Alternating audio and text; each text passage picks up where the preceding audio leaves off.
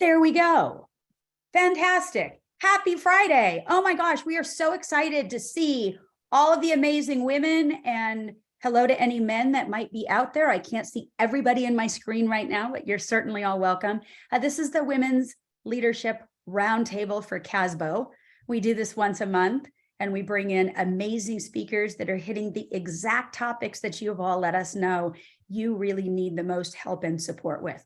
So here we are today. We're gonna be talking with LaFay in just a few minutes, maybe less than that. But right now, I want to toss this to the amazing CASBO CEO, Tasha Davenport, who is coming to us live from her living room with a greeting to all of you and an introduction of LaFay. Thanks, Lisa, and good morning, everyone. It's just such a joy to start my Fridays with you once a month. And I'm going to be really brief. Our communication skills and these conversations that we're going to talk about today, they help us build relationships. They help us solve problems. They help us influence outcomes. And so I am just joy. I'm filled with joy to just spend our time with LaFay this morning, an expert in this area, who can just help us grow the skills we already have towards those outcomes. So welcome, and I'm going to turn it over to LaFay. Thank you so much for joining us today. Thank you, Tasha, and thanks to all of you who are here today to be with us. I'm going to start my slideshow. If you give me just a second. All right. So we are going to be talking today about crucial conversations, and just a little bit of how I would love to run the session today. We're going to start it, and about halfway through, you're going to get put into a breakout room of about 4 people, and you're going to have about 4 or 5 minutes to do something. I'll give you the verbal prompt at that time, and then you'll come back, and certain ones of you will share out. I just want to give you at least a little bit of time to connect with each other around the content. And then at the end of the session, we'll do a wrap up where, depending on the amount of time we have, I'll ask each of you to share something, probably not with this many people, but I'll ask certain ones of you to share. And then about 3 minutes to 9, I have to pop off and go to a 9 o'clock session, but it's going to be a very active session this morning. So here we go. Talking about crucial conversations, I was so pleased to get asked to present on this topic, mainly because every time I have to prepare for a topic, it reminds me of who I need to be and how I need to show up every day. I teach this stuff, I talk to people about it, I coach people in it, but every now and then, lately more often than not, I get reminded that I need to check myself. I need to check my intentions. I need to check my purpose, and I need to continue to hone my skills, not just talk to people about it. So thank you for giving me the opportunity to refresh myself on this topic. Thing one, this is a processing device that I use in every single meeting that I have with people. I encourage you to take it and steal it. And the way I'm going to ask you to use it today is, as I'm talking, write or think about questions you have, comments you have, some concerns you have about your own personal practice or anybody else's, and some connections you can make to what I'm saying. Things that I'm saying today will not be new to you. I'm not bringing you new content or new research. You've heard all of this, but it's the meaning that you bring to it that will make this hour valuable for you. I've been to presentations that I've heard 3 times, and depending on the stage of life that I'm in, the position I'm in, and what's going on in my life, it means something to me every time. So think about your questions, comments, concerns, and connections, because when we go into our breakout session, this is exactly what you're going to be talking about. All right, moving on. So Brene Brown in Atlas of the Heart, I love her and I love her book. She says, in these challenging moments of dissonance, we need to stay curious and resist choosing comfort over courage. It's brave to invite new information to the table, to sit with it and hear it out. It's also rare these days. I could not agree with her more. I don't know what's happening with civility. I don't know what's happening with open dialogue and differing opinions being able to sit in the same space. But, you know, unfortunately, with the work that I do, I'm seeing people get more stressed and more polarized as opposed to coming together more often than not. So I just really hope that with this group, that we decide to make a change in that, and that we decide that we can make a difference from any seat. So what is a crucial conversation? It's a discussion where the stakes are high, opinions differ, emotions run strong, and you know it because you feel it, and the impact is significant. The decision that you make and how you handle this conversation could impact your career. It could impact a friendship. It could impact, a marriage. The stakes are high. There's something to lose here. So your body knows a crucial conversation because sometimes we sweat. There is not increased, but increased heart rate. We have fear or anger feelings. Those are generally the continuum, heightened fear or heightened anger. We tend to go into either quietness, which means that we have either gone into passive aggressiveness or fear or just resignation. We might leave a meeting. We might raise our voice. All of these things that we do and feel signal to us that stepping into a crucial conversation. So we go into anxiety when this happens. And the two main signs of anxiety are worry or avoidance. So worry is very simply a chain of negative thoughts about bad things that might happen in the future. So we're thinking about what's happening. We know we're in a crucial conversation or we need to have one. So we go into this fear mode and we awfulize, we project and we think about the worst thing that can happen. And there are a lot of reasons that our mind wants to go there. To the brain, negative information, negative feelings are like Velcro. They stick to the brain. So if we have had negative interactions in crucial conversations before with negative outcomes, that's sticking to the brain like Velcro. But positive information and positive interactions to the brain are like Teflon. They just slide off. And in these critical moments, we have to work hard to get past the worry and the fear because the brain is hardwired for it. Avoidance means either not showing up, not engaging at all, or spending energy running away from the thing that's consuming us, because we know when we're in a crucial conversation or when we need to initiate one. And as leaders, if we know we need to initiate a crucial conversation and we're avoiding it, it sits with us like a weight on our shoulders until we have that crucial conversation. So avoidance, when we don't face it, it leads to more anxiety.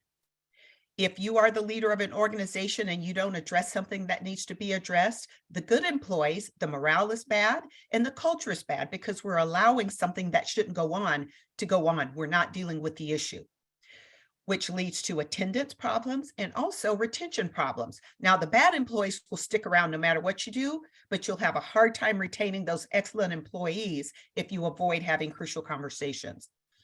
As a leader, when you go to avoidance, you have a loss of credibility because people know when others need to have a talk or something needs to be dealt with. And when they see you as a leader going an unreasonably long time, allowing something to fester, you lose your credibility. And trying to avoid this conflict simply leads to more conflict. So this is kind of a joke of a picture, everybody there's raising their hands. Yes. But as we know, it's usually not this way in organizations. Never is it always this way. We would hope that, but you look at all of these smiles and this one says, when we avoid difficult conversations, we trade short-term discomfort for long-term dysfunction. I see that in professional lives. I see it in personal lives. And when people simply don't take that necessary step, either out of fear or a lack of skills, it leads to a lifetime of carrying a weight around that I just don't think we need to be carrying through this life. So why do we have fear? There's some very good examples. We have past examples of either ourselves or others trying to have crucial conversations and they've been beat down, beat bloody about the head and shoulders. And they're like, I'm not going there. I'm not popping my head out. There's also a lack of psychological safety, and I'm going to talk about that a little bit more. And then I'm going to say polarizing national politics. If you watch the news a lot, and follow that example and let that get in your head, your heart, and down in your spirit, you would think that we can't have dialogue in this country. We can't sit with differing opinions and work to a solution. I believe that the news cycle is very damaging to our psyche. So what we see, these are some things that we've seen that cause us to have fear. A principal shares some home life problems that are causing them mental distress. At the end of the year, they're released. Now, the outside person, now there could be a million reasons why this principal was released, but to the general population, it looks like when I try to open up and be vulnerable, I could lose my job. That causes fear. The most aggressive employee gets promoted because she or he gets things done despite their lack of human skills or soft skills. So it kind of breeds the notion that, the most aggressive, you can be rude and you can show no vulnerability and you can't show any weakness. These are the people who get ahead. So it causes us fear to show any kind of vulnerability. What we hear, maybe you're not the right person for the job. When we try to go in and ask for help or just say, I don't understand this, or could I have a little assistance here? Maybe you're not the right person. Doesn't exactly breed confidence, or just get it done. Lack of listening, lack of hearing, lack of just being a decent human. I have noticed a big shift, and I think this one is a positive one from before the pandemic to now. It appears that people are being forced to be more of the human leaders that they needed to be even before the pandemic, because employees are recognizing that they have different choices. They are recognizing that their mental and physical health is sometimes more important than their job. And leaders are being required to step up and not do this top-down dictatorial directive leadership style that some have practiced for so long. But, I have actually had, heard leaders say this to people, just get it done, without listening, without engaging, without having conversations. So what we feel when we see these types of things in others, we feel a lack of psychological safety. Psychological safety is essential for trust. And those of you who've studied Lencioni, the 5 dysfunctions of a team, you know that trust is foundational to building and maintaining an effective team. So we're going to listen to Simon Sinek here, and I'm going to ask everybody to turn their cameras off and then turn them right back on, because for whatever reason, that seems to help the computer not buffer. All right, so take a listen to Simon Sinek. We want to feel safe at work, which means we feel that we can be ourselves. It means that we feel safe enough to raise our hands and say, I made a mistake, or I don't feel qualified for the position you've given me, I need more training. Or I'm struggling at home, it's affecting my work. I'm scared, I need help. And to say any of those things with the confidence that our boss or any of our colleagues would rush to support us. Because if we don't create those psychologically and sometimes physically safe spaces, but those psychological safe spaces, what we end up is with a group of people who come to work every day lying, hiding, and faking. They're hiding mistakes. They are not admitting if they don't know how to do their jobs. They will never admit that they don't know something, for fear that it makes them vulnerable, for fear that it maybe makes them the weak link, that they'll find themselves on some short list at the next round of layoffs. The problem is how do you run a successful organization that's supposed to sustain over the long term, thrive over the long term, if people are literally hiding things that go wrong, not admitting that they don't know how to do their jobs, and never admitting they need help? That doesn't last. That doesn't last. And the problem is when someone leads with a finite mindset, where they attempt to incentivize performance. And by the way, you can't incentivize performance, you can only incentivize behavior. Then bad things eventually happen. All right. So, love that guy. He says some pretty good stuff sometimes. All right. So what we do, we go to silence or we go to violence when we don't feel psychologically safe. So the goal, the intended outcome, we want to have the ability to stay engaged in conversations even when our opinions are challenged. And that goes for anybody with any title. The goal is also a willingness for us, because we all work on some kind of team and for a greater good of the organization or the family or some unit, a willingness to hold each other accountable without fear of negative repercussions. These two things do not happen if the leader does not establish a culture of trust, psychological and physical safety. So, how do you plan for a crucial conversations? Here's some things that I'm going to talk to you about very quickly in the next few minutes. Know your purpose, examine your assumptions, know your triggers, adjust your attitude, know their needs, know your needs, own your part, breathe, take action, and evaluate. All right, let's get down to it. Purpose. When we engage in any kind of communication as a leader, it's very important that we know what we want to accomplish. Otherwise, we just start talking. And when we talk without knowing what our intended outcome is, we can't backwards plan. We can't plan that conversation. It's haphazard. It's not strategic. And often it goes wrong. And we don't know why it went wrong because we don't know what we hope to accomplish. When at times when I have done this without engaging in a conversation, without having a clear purpose of why I'm having that conversation, I tend to be led more by emotions, and I tend to be more ready to allow my emotions to have their head as opposed to staying in the game. So in a crucial conversation, take the time to write out what you hope to accomplish. Take some time, some quiet time to get clear with yourself about that. Because if you don't, what you're going to do is get caught up in the emotions. And then you can backwards plan that conversation from there.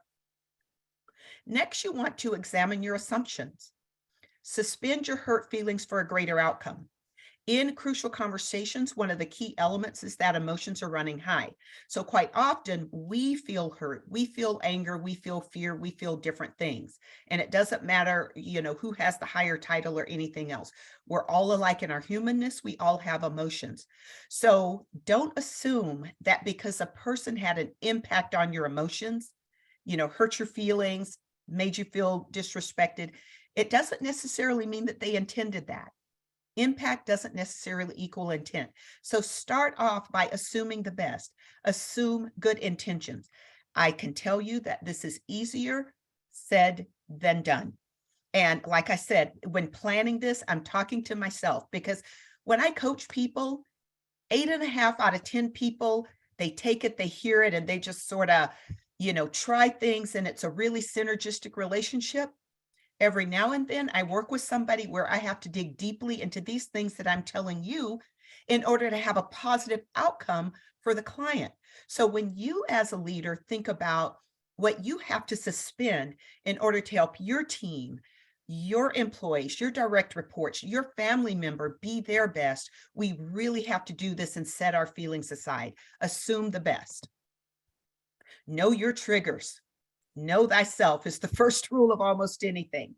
What causes you heightened emotional negative energy? Know that going in, and then take precautions to keep your headspace clear. So I was the chief negotiator for my school district. And if any of you have ever sat on negotiations, they are by the very nature, usually not kumbaya moments. And quite often, the intent is to get the other side upset and in an emotional space so that you suspend rationality and just kind of throw your hands up. So I found out very quickly that my emotional trigger, if somebody talks about anybody in my family in a public setting in a negative way. And there was one time where I said some negative things back, nothing, super out of line, but my neck, they got to me, my neck flushed red, my voice got kind of shrill and blah, blah, blah. We had to kind of take a little, moment and all of that. So from then on, I recognized that's a trigger for me. They know that now. They will use that against me. So what I had to do is go into this meeting in a very Zen-like, place, knowing what my triggers were. And I have to do that with any people who sort of rub me the wrong way. I have to know, all right, this person, when they do this, it causes me to feel this. And what I do is I visualize just letting it go, just letting it slide off like Teflon for the greater good. Taking precautions to protect your headspace. Also, I would recommend limiting negative news cycles, limiting anything negative that you read, anybody negative that you're around all the time who is not helping you be in a more positive space. Limit your time with them, because the more negative stuff that you let into your headspace, the more that's going to invade your thoughts. It's going to inhibit your ability to be in rest and digest, as you know, as opposed to that fight and flight agitated state. So protect your headspace and keep it clear so that you can be your best in these moments. So Joseph Graney of Crucial Conversations said the following. He said, I have known 1,000 scamps, but I have never known one who considered himself so. Self-knowledge is not so common. We all think we know ourselves. We all think we know how we show up in the world and how we're being perceived. But the best advice I can give you is that assume that you don't. Ask more questions than doing telling. Always assume that part of the problem is you. That is just a humble, very curious place to start, and it will help you in these crucial conversations. Adjust your attitude. I have to do that daily. Affirm that there will be a positive outcome. Genuinely intend for there to be a positive outcome. Again, when I work with somebody, and even when I was in a district, when people had such a negative energy that they caused me to not like them as human beings. And there are people that way. There are people who can be so disagreeable that you genuinely don't want to be around them. What I have to do when I know I'm going to have a conversation with somebody like that is do affirmations. And an affirmation is something that's spoken out loud. We will have a positive outcome. I will have a positive effect. State it overtly. Speaking it out loud sends a signal to your brain that it might not be true right now, but it signals to your brain that this is what you're intending, and set your intention for a positive outcome. I have had to adjust my attitude in times where I'm going in saying I want a positive outcome, but down in my heart of hearts, I'm thinking, I'm going to get them because they've been mean. So that's what an attitude adjustment looks like. And sometimes I have to do it every 5 minutes in these conversations, but do the work. It's important. Otherwise, you won't get there. Know their needs. Write out what your opponent needs and wants. This is a crucial step. Take the time to know others, to be intuitive, and to suss out what it is they really want. And we all know that what comes out of their mouth is not really what they want. That is not the root cause of what they want. Generally, it is, I want to be heard. I want to be valued. I want to be respected. I want to have some say-so. I want to be engaged in my work. I want to be treated differently. It's going to come out sounding like something technical, but that is not what they want. And when you spend enough time with people, which you do as leaders, you can start to read their tone, their facial expressions, their body language, their openness with you, what they say, their pat answers versus their genuine answers. All of that will tell you what your opponent needs. Give it to them. Usually it costs you nothing to give people psychologically what they want. So, my most difficult conversations were, well, sometimes with employees, but usually with association members. And sometimes they needed to save face with an employee. I gave it to them. They needed that because when it was my time to ask for something, the chances were higher that they would give it to me.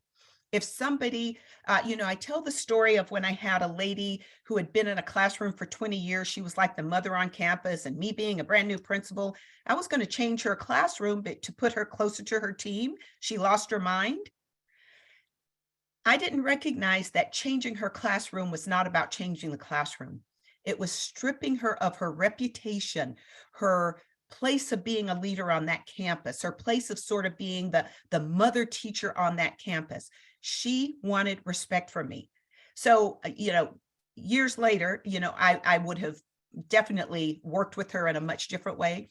But now, being more intuitive and being wiser, knowing what she wants and needs, I probably could have changed her classroom by giving her those things, and she would not have fought me on changing the classroom.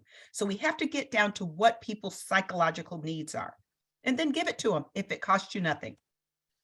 So Joseph Gritty again in Crucial Conversation says, break the cycle. See the person's aggressive behavior for what it is. It's usually a sign of violated safety. Build safety and step back into the conversation. Know your needs. When you go into a crucial conversation, you have some.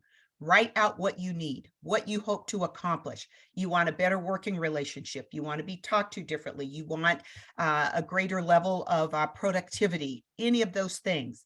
You have to let go of your ego for the greater goal. And that's the hardest thing to do, for us to get outside of ourselves, outside of our heads, outside of our feelings, and just take a deep breath and go, whew, there's a greater goal here, so I'm going to subjugate my feelings to this.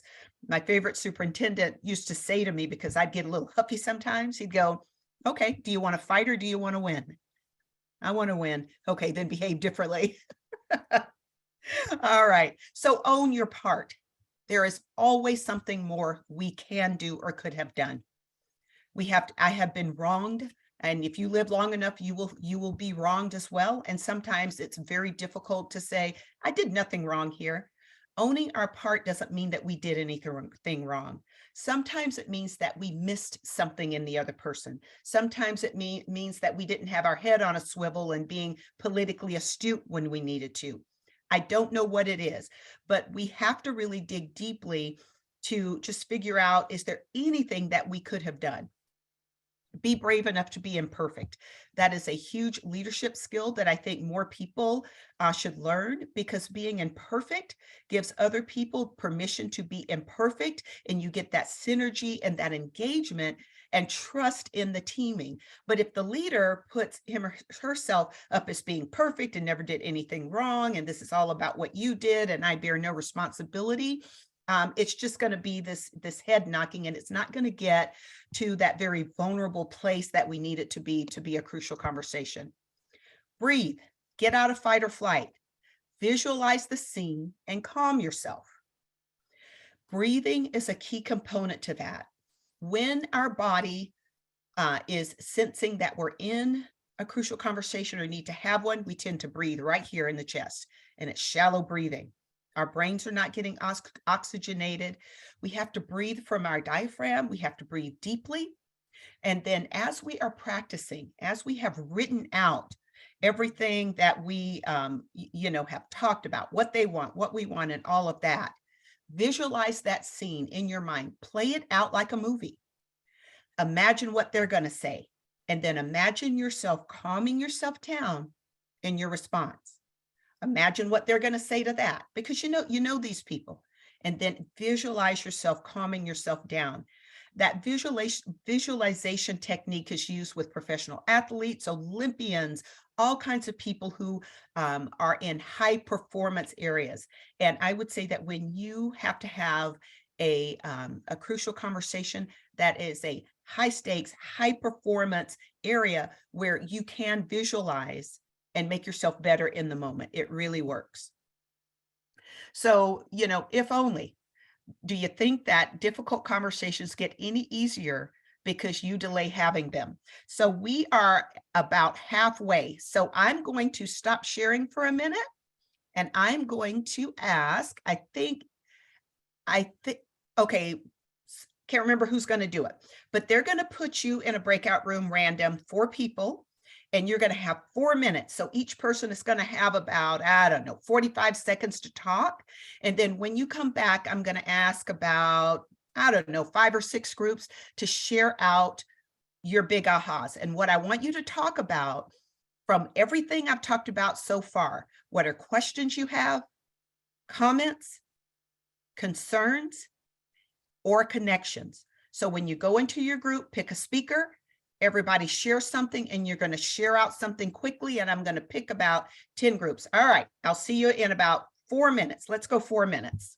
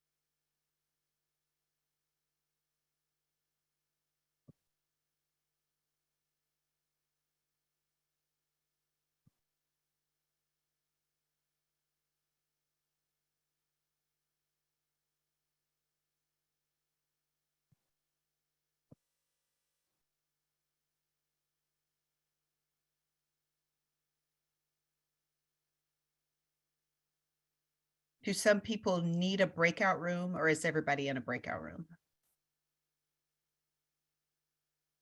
Everybody has been placed in a breakout room, but they do have to hit the button to go to the breakout room. Okay, and maybe some people have stepped away, so Yeah. yeah, all right. Yes, I did just scan through the list to make sure that we didn't have anyone unassigned. Okay.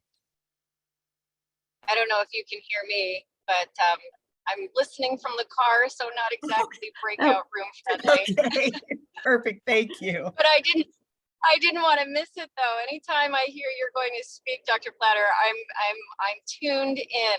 Everything you say is gold. you. So I had to listen from the car. Oh my gosh, I appreciate you, thank you. No problem.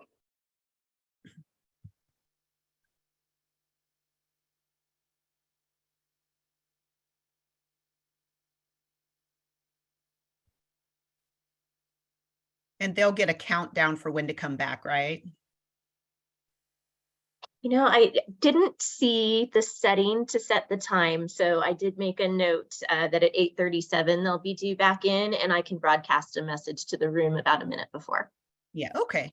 Yeah, and for those of you who are multitasking like Angela and can't get into a breakout room, that is perfectly fine. We're just glad you're here. They have about 3 more minutes and then we'll be back together.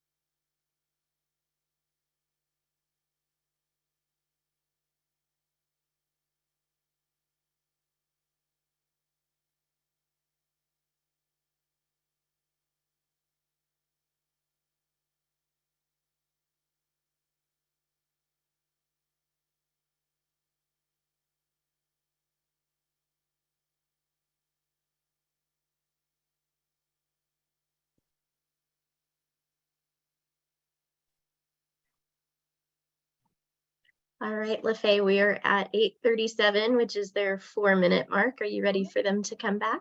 I am. Let's do it. Thank you. Okay, I'm going to send them a message first, so it's not a real harsh end to their conversation. Okay.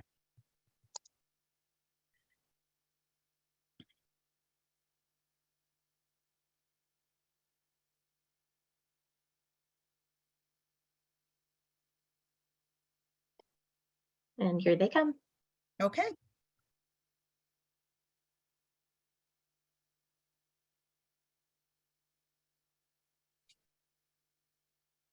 Welcome back, everybody.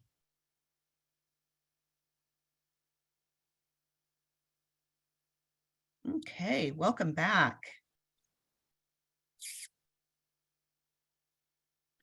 Okay, all right. So let me hear from some people. We're going to start. I'm going to ask for the first brave volunteer because I know you all picked your speaker to begin with, and somebody's just ready to share what their group talked about. So jump on in there. Just unmute yourself. I'll say something. So one of the things that stuck out to me and that I shared with the rest of the group too is that the meme that you shared of when we avoid difficult conversations, we trade short-term discomfort for long-term dysfunction. Love it. Thank you, Christy. All right, next person.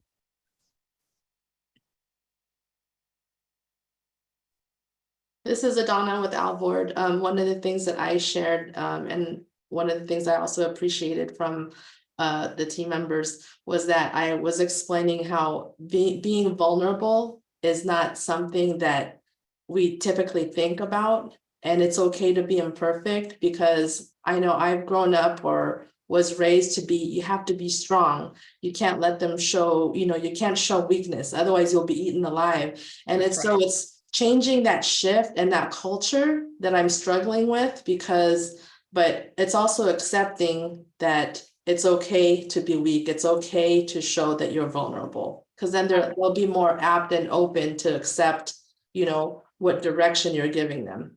Absolutely. And thank you for bringing that up. And that was one of the unexpected benefits from the pandemic, is that people, to a degree, when it came down to that, became a little bit more human, and it was okay. But you're exactly right about that. All right, another group. I'll go for our group. We didn't have enough time because we did a lot of connection before content, to be honest with you.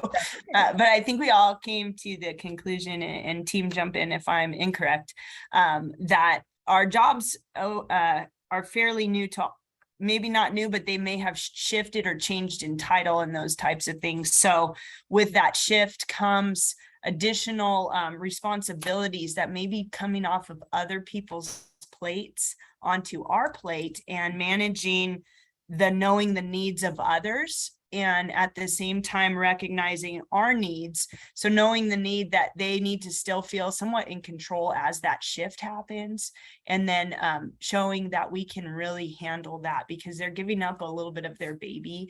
And so making sure that they know it'll be well taken care of is something I think we would probably have come to that conclusion if we had a little bit more time. Yeah, thank you so much for sharing. Now, the rest of you, hold on to your thoughts, because at the end, I'm going to ask others of you to share. So let me get over, an hour is just not enough time, but we're going to keep rolling here. All right, so moving on. So take action. Nike has a slogan, and it's just do it. And if you listen to the founder of Nike and what this slogan is about, it's not about winning. It's about doing. It's about those who get out there and continue to try and continue to, put one foot in front of the other day in and day out. It's not about the winning. There's a book. It's an old book from decades ago called Feel the Fear and Do It Anyway. I don't know that there will ever be a time where we won't have this anxiety or heightened sense of fear around engaging in or having a crucial conversation. But when we know that that fear is normal, and we know where it comes from, and we know that it's trying to impede our progress, we need to get a little bit of a, fire in our belly, a little bit of a competitive spirit. There's a singer, and I can't think of her name right now. Somebody will say it to me. Francesca Battistelli. She has a song called The Breakup Song, and you guys know it. And it's Fear You Don't Own Me. Love that. That's my anthem. And that's we have to play that song sometimes. I should have put it on here before we go into these conversations, because overcoming fear is something that we probably will have to do all of our lives, but it does not release us of the obligation to lead and do the thing. Evaluate. Once you have had or been in a crucial conversation, be gentle with yourself, because not everything is going to go as planned. And often you're working with people who are toxic, which is a whole nother topic. Sometimes you're working with people who have untreated mental illness. So not everything is going to go the way that you think. So be gentle with yourself. Congratulate yourself for taking the step. That's the celebration. And then examine what went well and what needs improvement. We are all on a continuous improvement cycle until we're in the grave. And then think about your next steps. What would you do differently? How are you going to handle other conversations differently? And then continue to learn and grow by doing. We don't learn by just kind of listening to me talk or reading books or things like that. That's a first step, but you actually have to take that first step in order to grow, because you need the feedback that comes from success or failure. You don't always have to know everything that you're going to do or say in a conversation. Just take the first step. And as you engage in the best way that you know how, that will give you the wisdom you need to take the next step. That will give you the wisdom, the feedback, the information you need to take that third step. Take the first step. Joseph Grenny also said, a word fitly spoken is like apples of gold in baskets of silver. I like that. So here are some bad conversation starters that will make your crucial conversation go in the wrong direction. What were you thinking? Now, this is how adults behave. I don't know what you were doing. That's a lie. This needs, this should, or this has to be done this way. I don't like shoulds. Those are messy words. How can you say that? Defensive stance. We have a problem. I'm not taking the blame for this. Heard any of those things or anything like that in your lifetime? Said any of those? So here are some effective conversation starters. Now, you guys are welcome to have access to this presentation. I would take this page and put it on a little index card. Here are some effective ways to start a crucial conversation. I'd like to see if we might reach a better understanding about whatever. I really want to hear your feelings about this and share my perspective as well. I'd like to talk about XYZ. I think we may have different ideas on how to do whatever the thing is. I think we have different perceptions about X, Y, and Z. I'd like to hear your thinking on this. I need your help with what just happened. Do you have a few minutes to talk? I'd like to talk about XYZ with you, but first I'd like to get your point of view. I have something I'd like to discuss with you that I think will help us work together more effectively. Now, isn't that a kinder, gentler way to go into a conversation? And if you have some of these sentence starters, it gets you into the conversation in a way that makes you confident, understanding, empathetic. But what it also does is it lowers the defenses of the person you're having the crucial conversation with. It invites them in a very human way. So remember, strategy and practice over fear always. Keep calm always. So finally, the last quote from Crucial Conversations. It's the most talented, not the least talented, who are continually trying to improve their dialogue skills. As is often the case, the rich get richer. That is truly who you are today. You, because you're here, you recognize that you probably have pretty good conversational skills right now, but you know that there's always room to get better. So you will get richer in this area.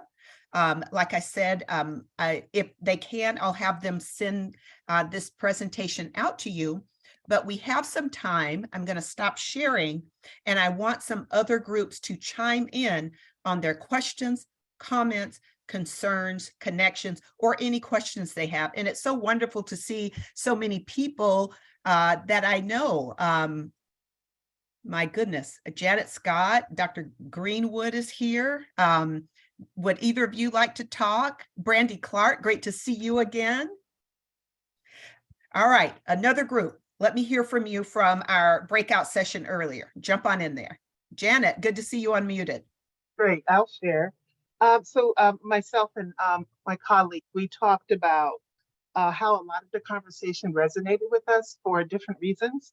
One, around the connections of owning our part in the work and understanding that we might be part of the problem as a way of stepping back and thinking about it, and then rethinking what we should do next. But first, owning and acknowledging where we were was important. Thank you so much. All right, next person, please. Hi, my name is Callie Coleman. We just had a CASBO Shasta Cascade Fall Conference yesterday. And one of the big discussions that I heard between sessions was there has been this stigma for a really long time in business departments asking other business departments for help.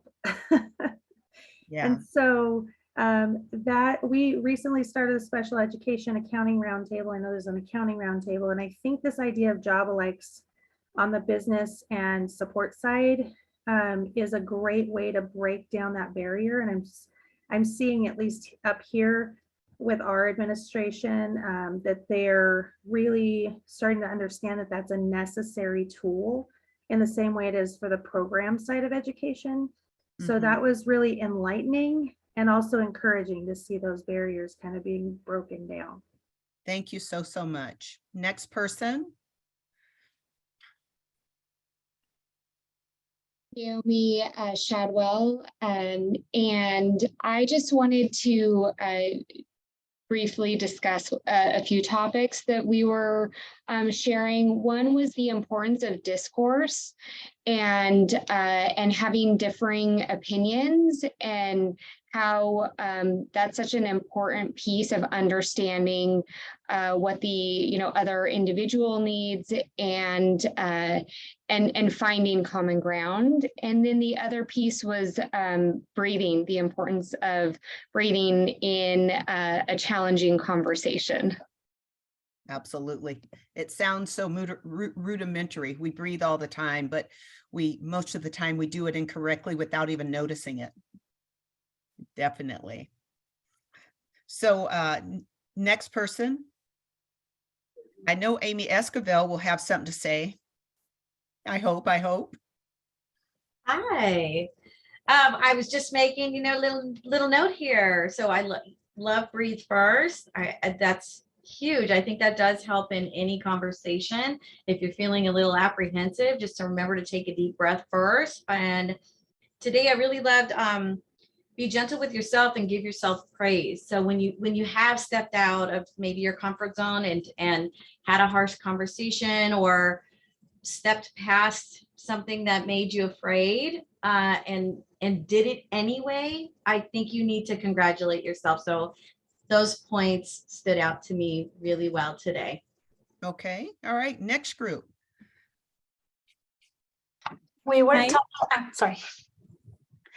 Well, we were talking about how not to engage with difficult people, and like I like your phrase that you said, it's for a greater good. just think about when you're like having this difficult to handle difficult people, and how to learn how to get our like stress out. Someone was saying like she will take a run at night, and that will help her a lot. Oh, yeah, definitely. And I have to remind myself often when I'm working with difficult people that it's for the greater good. And like I was saying before, each of you will have a different mind game that you play with yourself when you're doing something that you really don't want to do. For me, I have to make it a competition. And one of the things that I learned when I was an assistant principal, this was eons ago, and all assistant principals did out of middle school at that time was discipline. And I thought, if I have to suspend kids all day long and get yelled at by their parents at the end of the day, I'm going to just not live very long. So what I did is I made it a competition. I said to myself, I'm going to have the goal of every parent that I call, I'm going to engage in this conversation in such a way that by the end of this conversation, they're going to say thank you. And over time, I learned how to open the conversation with the parent. I learned how to link agendas with the parent, how to show concern, the things to say, the things not to say. And I got really, really good at it. But I had to make it a competition and some skill that I was growing myself for the greater good. I was improving myself, but also it helped the parent and it helped the kid, because when the school and the parents are on the same page, of course, that's it. So you have to find your motivating factor, your motivating head game that you play when you're doing something that you really don't want to do. All right, let me hear from somebody else. We've got about 3 more minutes. Hi, this is Lisa Jaleka. Okay. And the team that I was in a breakout room with, we were talking about how to not surround yourself with the negative people, because, you know, unfortunately, and we don't know how come, but you tend to, you know, become like that. And that, you know, things become the norm, and, you know, everything starts going downhill, and it's really difficult to break free from that, and to just also speak out and not hide. Be that person that's willing to take the courage to have that crucial conversation for the betterment, or for the better of the good of the organization. And the reason that happens is because emotions are contagious. They literally are. Research proves it. So Dr. Greenwood, are you working, or can you share with us? Good to see you this morning. Our group, I didn't get to talk, the timer got me, but for me personally, knowing the triggers stood out to me. Just newly to this position, but not to the department, just taking the precautions to keep my headspace clear is something that really kind of stuck out to me during this session. So I really appreciated getting that piece of information. Thank you so much. And somebody else had clicked in. So whoever that was, go next. Hi, my name is Cindy Snyder. Our group discussed, well, we wrote down, write out what opponent wants and needs. How can we help them achieve their goal without having the fight, but also having the crucial conversation with empathy, and trying to put aside the bad behavior and attitudes that others do put onto other, like somebody mentioned earlier, sometimes you have that one negative person and then everybody becomes negative because of that behavior. We did have one question. Would you be able to provide us an example of what it would be to give it to them? Like, what would be your example for something like that? Oh, all the time. So I'll use the example of the teacher whose room I wanted to change, and she had been in that room 20 years, not recognizing that that represented to her power, status, all of that stuff on a campus. The way I would give that to her is, first off, I would be much more politically aware now than I was as a first-year principal. So I would recognize that, and I would go and have a conversation with her. She wants respect for being the oldest and the longest time there. Me being a new, younger principal, I would have sat with her eyeball to eyeball, knee to knee, and said, here's what I like to do and why. Tell me what you think. And I would say, do you think that it would be beneficial for you to be over with your team? Blah, blah, blah. Would you help me lead this? I would have done all those things. And knowing what I know now, and with the skills I have now, I could have gotten her to keep her power, keep her title, help me lead, have a positive outcome, and it would have occurred. But let's say worst case scenario, if she had said no, I would have left her in her room, because it's not worth the political fight, because you'll be pushing a rock up a hill when you choose those battles over letting someone, you know, over those types of things. Conversation for another time. I'm going to have to end now. I would love to talk all day, but I can't. So my email, so if anybody has the ability, my email is e4power1@gmail.com. You're welcome to have this presentation and do with it anything that you would like. I so appreciate CASBO giving me this opportunity. You fill me with your comments, and I learned something every time. So I just appreciate the opportunity. Thank you so much, Tasha, Lisa, Addison, and Gina. Thank you, Gina, for helping me out today. I hope to see you guys soon. Goodbye to everyone. Oh, Tasha, do you have a closing? I'm going to flip it to Lisa, but I just want to personally thank you. Lisa, go. Okay, and LaFay, I know that you have to jump off. So while I do the closing, if you need to jump off, if you can just email me your presentation, I'll make sure that everybody gets it. Absolutely, will do. Goodbye, everybody.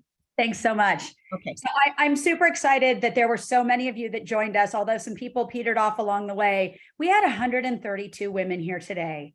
And that is a testament to all of you sharing. And I just have to give a quick shout out to the Mount Diablo team. It's not because I'm just one of your team members, but I model by example, and I continue to send this information out. We had 10 people from our district. And so you all have that same exact ability. If you're finding this valuable, please do copy and paste and share and forward and do whatever you need to do. You know, what I really liked about today was not only some of these tips, but I got to tell you, when she talked about printing out that one page and putting it next to your computer, I am so going to do that. Even though I've been around for a very, very long time, as I was looking at those conversation starters, I personally realized I can use that one and I can use that one and I can use that one. So this is a takeaway that you can have that you can use right away. And maybe you want to practice it in your personal life, like with your teenagers or with the dog. Just kidding.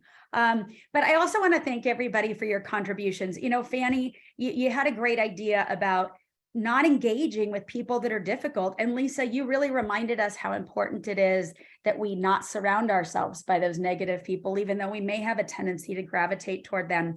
And Sylvia, I really, really appreciated what you shared about knowing our personal triggers, being able to figure out what's going to set you off, and then being mindful of that along with the breathing and the positive talk ahead of time. And sometimes it's even writing the notes that keep you exactly on track as to some of the topics that you know that you need to consider are going to be really helpful. So, hey, I see that people are putting information here in the chat. We are going to send out the information. We are going to send out a copy of the recording. So we'll provide that link. We're working on next month's presentation. But here is a big tip. We're not going to be here on that Friday because it's Veterans Day. And we want you all to take the day off and sleep in or go to a spa or take a walk or go for a run or go to a movie. So what we're doing is we're actually moving our Friday roundtable to Thursday. So that's going to be really important. Again, we'll send that out as well.